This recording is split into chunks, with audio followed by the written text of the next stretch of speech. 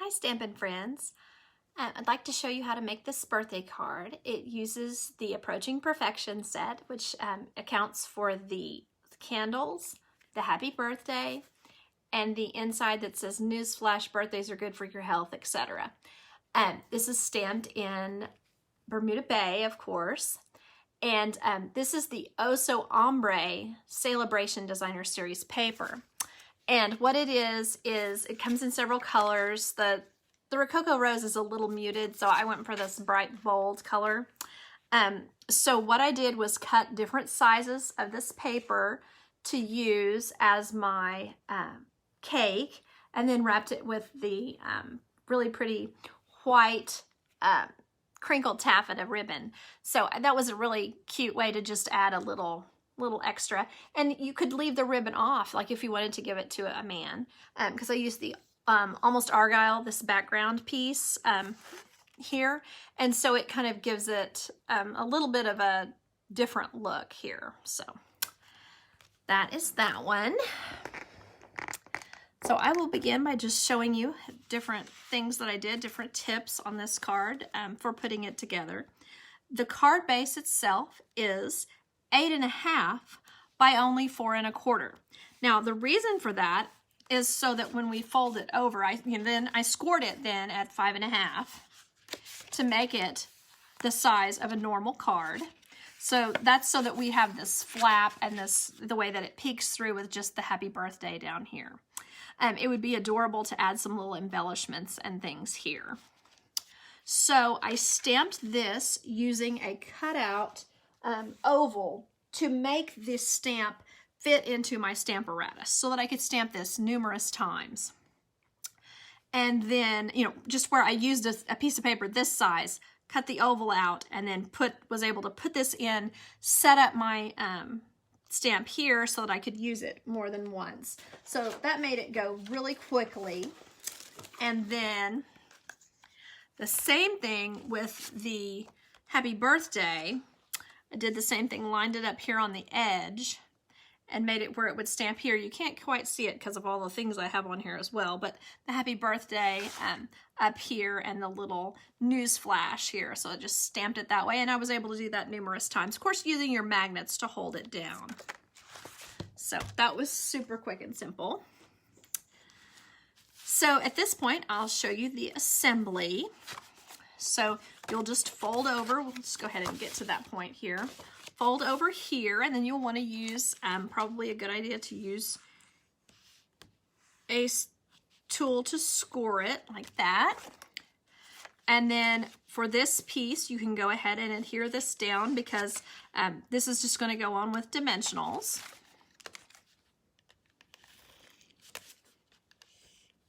Get right up to the edge so that it sticks really well. And if you miss it, you can always go back the other direction.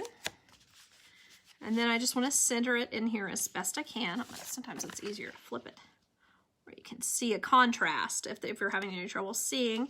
It is winter, so sometimes it's easier to see when you get a contrast going. Scooch it that way just a little bit. Okay, so there we are. Have that put on. And then I'm ready to add this sentiment layer on the inside, which is where you will, you could sign right under here, or you could sign up here. You probably wouldn't want to sign your card down here because that would kind of take away a little from the effect. So all I'm doing here is just using my Stampin' Seal. I don't want to have any off the edge. Just tuck it up under. It's pretty easy to do. I keep my edges even. So, we don't want to do it this way. Don't do what I do. Not a good idea. This is upside down. You can usually, the Stampin' Seal sticks, not necessarily quickly, but it sticks well after a few minutes, but luckily I can usually get those up when I make a mistake that I notice immediately, like that. So there we are. We'll scooch that direction. No, maybe not quite as such a scooch. There we go. Okay, so we have that at this point. We're ready to start assembling the pieces for the little flap. Always make sure that you have the smooth, nice side down. If it's rough and there's a rough edge to your fingertip, don't put that side up, put that side down. So then I'm just going to use some Stampin' Seal here to adhere this Daffodil Delight scallop circle to the Bermuda Bay larger oval circle. Oval, I mean. I'm trying to say oval. And this is kind of hard to get lined up because it's not exact, but you know, just as close as you can get there. Okay, so then I'm ready to add some dimensionals just to kind of pop it up as soon as I find some. Let's see here. There's some. Okay, so might be a good idea to just put a dimensional here and here because you know that you're going to want to have one right along this edge, but you don't want anything to show under here. And then just put a couple up at the top. Make sure, well, the top doesn't matter at this point. I haven't put that on yet. Okay, so now that I've got that, I'm ready to pull these off as well.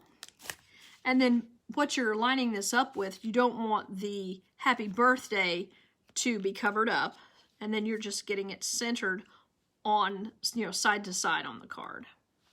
So there we're kind of doing that. And when you're happy with it, just kind of press it down. And we're set with that. So then we're ready to add our candles. So they've been stamped so that they'll always kind of be in the right place. So we're ready to adhere that on. Like I was talking about earlier, using the Stamparatus to get it just where I wanted it. Oops, again, we don't want to go upside down. Okay. Make sure I like how that is. That's pretty good. And then I wanted to also show you how I created the cake look with just using squares. I used these pieces here. So for the cake part, the top layer, the top tier, I used a piece of paper that is 1.5 square because part of it is going to be tucked down in there, if that makes sense. It's not going to, the whole thing is not going to show. And then I used our corner rounder, just kind of slid it in there. It's kind of small, so you have to be careful. And then stamp that one, and then the one next to it. Just whichever one you pick, just be sure that the other one is the one that's right next to it, and that it's flush with the sides. So then you can see I have my top tier.